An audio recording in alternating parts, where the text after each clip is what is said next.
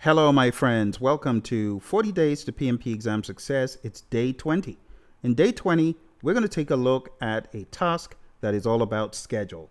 It's called Plan and Manage Schedule. Now, when you get this language, you got to understand what schedule management is all about first. So let's dive into schedule management at a high level. The first thing you do is you plan how are we going to manage the schedule? How are we going to develop the schedule? And we call that plan schedule management, where we develop the schedule management plan.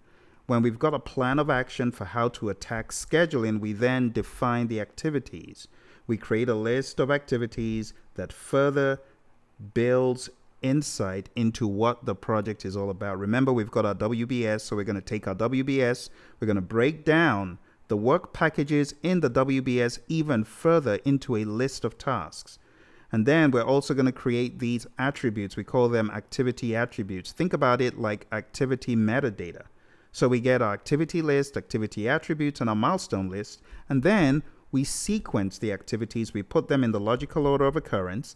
And from that, we get our project schedule network diagrams. We build on that further with understanding of how long each activity will take. Now, you got to understand that these activity duration estimates are all compiled with insight from risk, resources, and many more. So in order to understand how long each activity will take, there needs to be a number of assumptions made, and there also needs to be a number of inputs from resources, from risk, and other areas. At the end of the day, we get duration estimates and a BOE, a basis of estimate.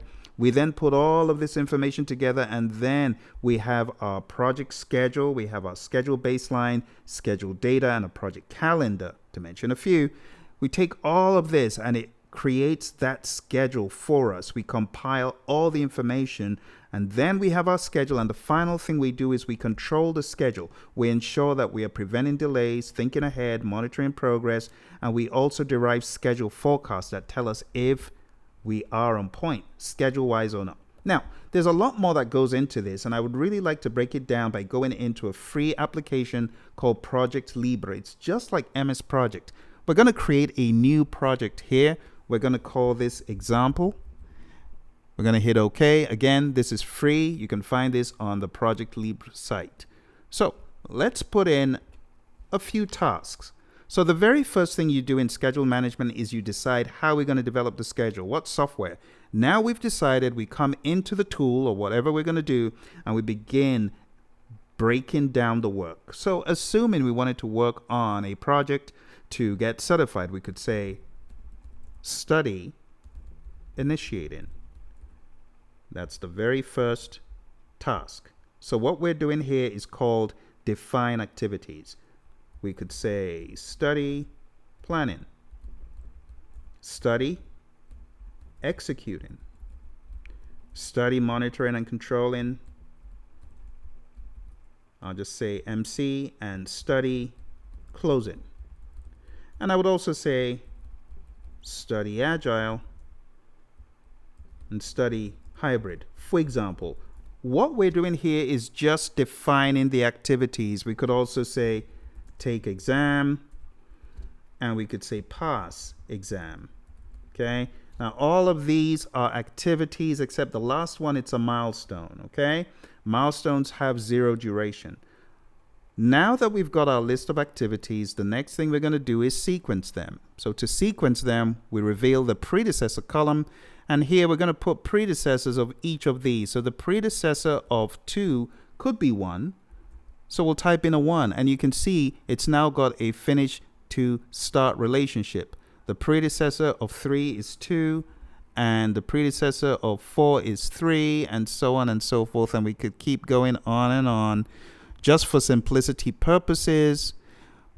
Okay, now assuming we wanted a relationship that's a start-to-start relationship between hybrid and agile, if we wanted to do those with a start-to-start relationship, we could just put a 6SS, and there we've got a start-to-start relationship. We're not even talking about durations yet. We're just talking about how these things are linked together. Taking the exam, we could say this is a 7 because we need to do that before the exam. And we are going to put here, this is going to be a finish to start.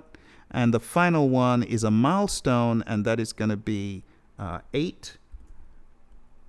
And that is sequence activities, putting in all this predecessor information.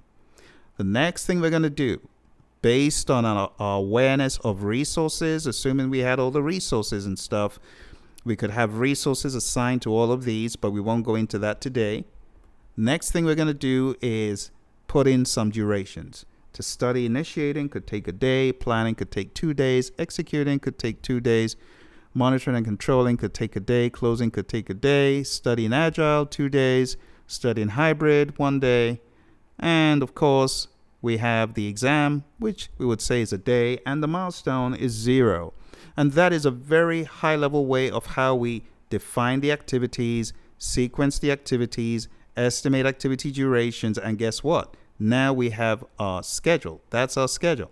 So if we were starting working on the 22nd of August 2022, we could study, as you can see, over this span of time. And that is an example, my friends, of how you build a schedule. It's all of these bits and pieces that we are going to talk about today.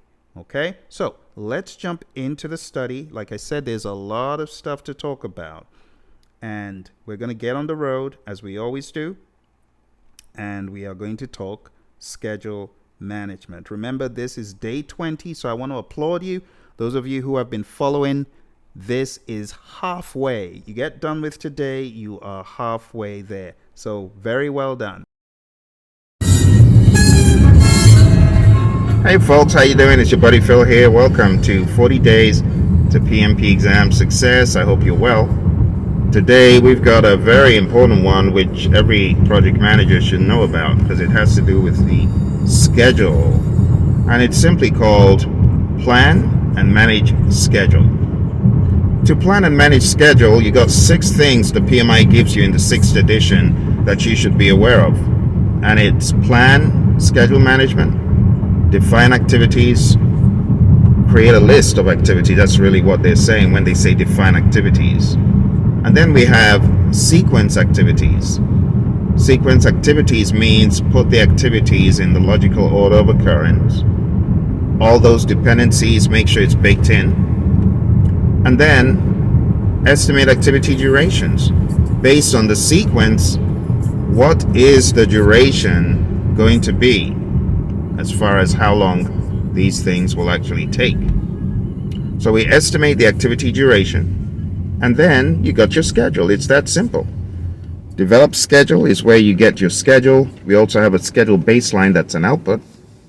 And after you got your schedule, the next thing you do is you control the schedule. You ensure that the schedule stays on track. Ensure that people working on the project are aware of when their activities are coming up so that they can hit them the right time.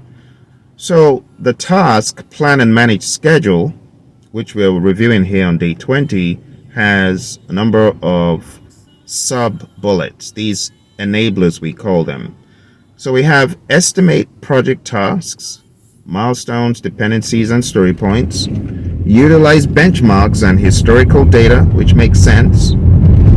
Because if you are estimating just based on what you feel versus what is and what has been, you're doing it wrong. And then we have prepare the schedule based on the methodology. So whether you are using an agile approach or a predictive approach, you got to have some sort of plan. You know, in the world of agile, we use a product roadmap to guide us on the high level planning, and then we have release plans for lower level, and under that we have iteration plans, and under the iteration plans each team member, they decide how long it's going to take them and if it can indeed be done based on their capacity for that particular sprint.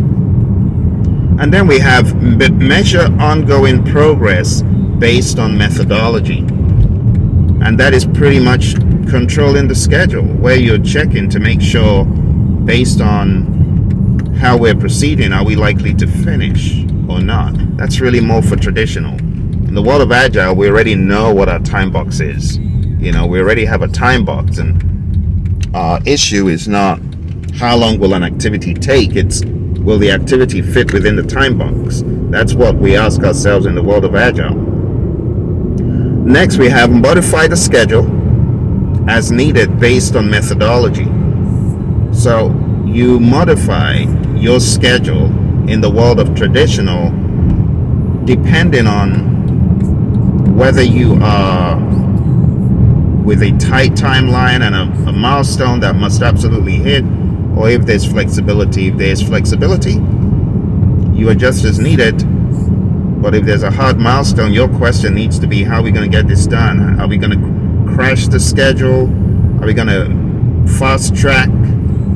Are we just going to re-baseline if we are able to? Sometimes you just got a hard date and there's even no point asking for a re-baseline. You know that can't happen. Could be a compliance type of scenario or something else, and you just know, no, there's no point asking. Other times, there could be wiggle room. You proceed accordingly. All right, and last but not least, we have coordinate with other projects and other operations. Scheduling, many an instance, is not just based on one project. It's based on resource availability across other projects and based on availability of machines and equipment in other endeavors, other things happening on the project at the portfolio, program, and project level. And that's pretty much it, my friends. It's that simple, okay? In the world of Agile, a few things you should focus on are the concepts of sprint planning, your sprint backlog, your product backlog, release planning, iteration planning, concept of sprints, the concept of estimating, because you know it doesn't have to do with duration. However, it does come into the discussion where this is concerned in the world of the PMI. So understand that estimating is based on complexity, size, risk, and things such as that. But it does permeate into this discussion about schedule. All right, look for the questions that we have for today, answer them, and it's going to be a great outcome, my friends. Thanks for joining me. I wish you all the very best, and I will talk to you very soon. Bye for now. All right, my friends. Well, that's it. We are back from off the road, and we're going into some fun open-ended questions. So let's take a look at the open-ended questions for today. You know that schedule is a beast. We got 6 processes here in the PMBOK guide, and we've got a ton of stuff in the Agile practice guide, so you do have to hit those pages hard. So here's the first page of content. You can see I got a whole lot of questions for you. So just freeze that frame, okay? Take a look at the questions I have on this first page. That's 23 questions on this first page, okay? Here's a second page. Always go back in and freeze that frame just so that you can get all the questions. There's quite a lot of them, quite a lot. And like I always say, if you have a question about the questions, you need to let me know, because I'm not going to go over all the questions you can check in the PMBOK guide. Most of these you can check in the PMBOK guide easily. So I suggest you do that. But if you've got any one or two that throws you for a loop, then I want to know about those. All right. So I encourage you to go ahead and share those in the chat. It's meant to be a conversation. All right. So don't hold back. Ask questions. Here's page 3. You can see there's a boatload of stuff. I have so many questions on this day, and it's because schedule is a beast. Now, I don't want you to get sidetracked with the calculations for forward pass, backward pass, all that stuff. It's not to be expected on the exam. Another name for ADM, you probably won't find number 10 here in the PMBOK guide. This is just another network diagramming method. So we have precedence diagramming method. We have arrow diagramming method as well, which is ADM, but you won't find that. It used to be in the PMBOK guide before. Probably won't find it, but it's just good information. Remember, it's project management professional, so it's good that you know a lot of stuff even outside of the guide. All right, let's take a look at the 4th page of questions. Okay, so you got to remember this program has been on for over a decade, so there is a lot of content in the program. Okay, so there you go with the 4th page of content. When it comes to compression and fast tracking and all of that stuff, crashing, I would highly suggest paying close attention to this stuff, because I know a lot of questions can be written from these concepts. Right, here's the final one. I know, yes, you're enjoying it. You wish there were 10 pages, but they're just 5 pages, just 5. Hit these pages hard. Go through them. Some of them, you're just going to fly through them, and you're going to be like, I already know what that is. I know what that is. All right, very good. Now, before we get into multiple choice questions, I want you to remember, if you need additional help, you really need a solid place to learn. You need to go on down to hpmexam.com. When you sign up, you'll be able to get on our program. We have daily scrums where we hold each other accountable, and we have the PMP exam immersion book. Remember, you can always go on down to the parent site, which is Praizion.com, to look for all of the content we have. We have so much content from so many aspects of the exam, and even beyond the exam after you get certified. Coaching, training, mentoring beyond PMP certification is also available on the Praizion site. All right, so let's go into our final lap for the day. It's questions. An Agile team estimates and averages a cycle time of 3 days per story, and there are 30 stories. How much time would it take to complete the project? Again, as usual, if you need more time, hit the pause button. I reveal the answer pretty quick. All right, the answer to this is not D, and it's not A. The answer is not C either. It's a simple calculation, right? You just multiply and you get 3 times 30, right? 3 days per story times 30, and the answer is B. Okay, B is the answer. Remember what cycle time is, the difference between cycle time and lead time. Cycle time is the time required to process an item. The lead time is the time from when the item actually came in to the log till when it finally got completed. So you got to understand that dynamic. Okay, let's move on to the next one. An Agile team implemented a scheduling approach to limit the team's work in progress in order to balance demand against the team's delivery throughput. They did not develop the schedule in advance for the development of the product increments, but rather pull work from a backlog or intermediate queue of work to be done immediately as resources become available. This scheduling approach is called, or is known as, what? What do you call that? As usual, give you some time. Think about it. All right. Let's take a look at the answers. So the best answer to this, my friends, is on-demand scheduling. Okay. So if you open up your Agile practice guide, or your PMBOK guide rather, to page 177, you will find where all of these terminologies are covered. Iterative scheduling, on-demand scheduling, rolling wave planning. Take a look at page 177. Right here on the screen. These are the definitions. And on-demand scheduling, typically used in a Kanban system, is based on the theory of constraints and pull-based scheduling concepts. All right, so that's the answer. Let's move on. An Agile release plan contains all of the following except.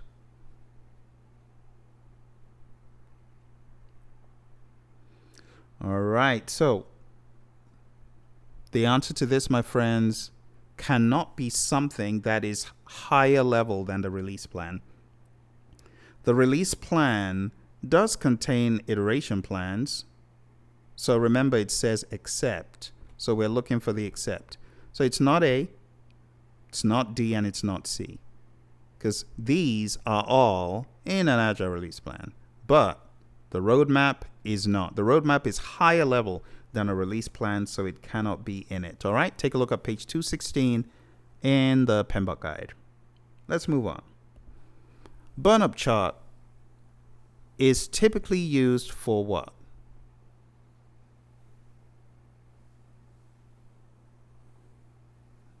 All right. So the key thing about the burn up chart, burn up versus burn down, is it has the feel good concept.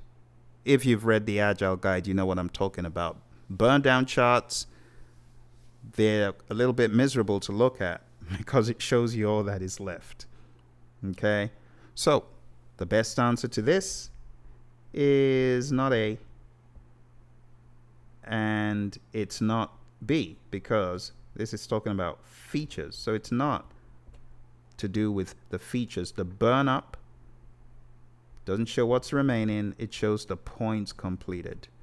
All right, so you might have jumped out and chosen option B. Now that's wrong because of the word features. So the best answer is D. All right, that's the best answer. Just the vanilla flavored burn up chart. It's not about features, it's about those story points. Okay, let's move on.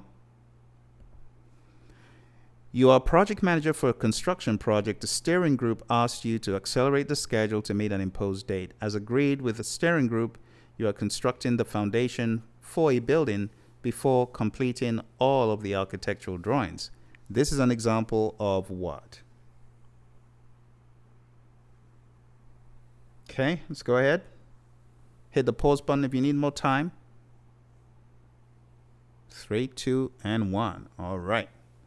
Best answer to this, my friends, is not reprioritization. Okay? And it's not leads and lags. And it's not crashing. Best answer is fast tracking. When you really boil it down, what are you trying to do here? You're trying to compress the schedule. So you're doing things that should have been in sequence in parallel. Take a look at the question again. Right? It says you are constructing the foundation before completing all of the architectural drawings, which means they are overlapped. And that is fast tracking. Let's move on to the next one. All of the following frameworks provide sufficient guidance for the collaboration of multiple Agile teams in a program or portfolio, except what? Collaboration of multiple teams in a program or portfolio. Hit the pause button for more time. All right, 3, 2, and 1. So this is in essence asking you which of these is not suitable for scaling. So taking a look, the regular suspects, discipline agile, less, the one that I'm always talking about, to not do, safe, right? These are all used for collaboration of multiple teams working on a product. Here, program or portfolio, you get the idea. But if you were going to say, in all fairness, it would really be more of a product or a single backlog. Yeah, you get the idea. But these are all scaling techniques. A is not. And therefore, the answer that you should have chosen is none other than option A. XP. Okay, it said multiple agile teams except. So the except in this case, my friends, is option A. All the others, if you open up the Agile Practice Guide, what you're going to find is LESS, DA, Scaled Agile Framework, SOS, so on and so forth, are all scaling techniques. And with that, my friends, we have come to the end of this rather long session. And it's to be expected because, like I said, scheduling is a beast. So it took quite a long time to get it done. But hey, you are halfway. Day 20. What I would love for you to do is to like this video, go over it again to really master the content, share it with your friends, and don't forget to subscribe if you haven't already, so you'll be notified about when the next video comes out. All right? Thank you very much, my friends. I will speak to you hopefully very soon. Be aware that these videos take a significant amount of time to prepare, so any kind of support that you can offer is always appreciated. Look for any buttons below that help you show support, and please be patient because I would hate to bring out content that is not robust enough to help you understand the task. All right? If you are looking for something quicker, always go on down to the website, Praizion.com. We have a curriculum that has a ton more than what we have on YouTube, right? So my recommendation to anyone who really needs to get this done quick, and maybe the information is not as rapid as you want. Maybe you're looking for all the videos. You want to get so many videos. You want to get all the explanations to all the tasks today. Well, you probably should sign up for the Immersion program. All right, hpmexam.com. Thank you very much, my friends. I will talk to you soon. Bye for now.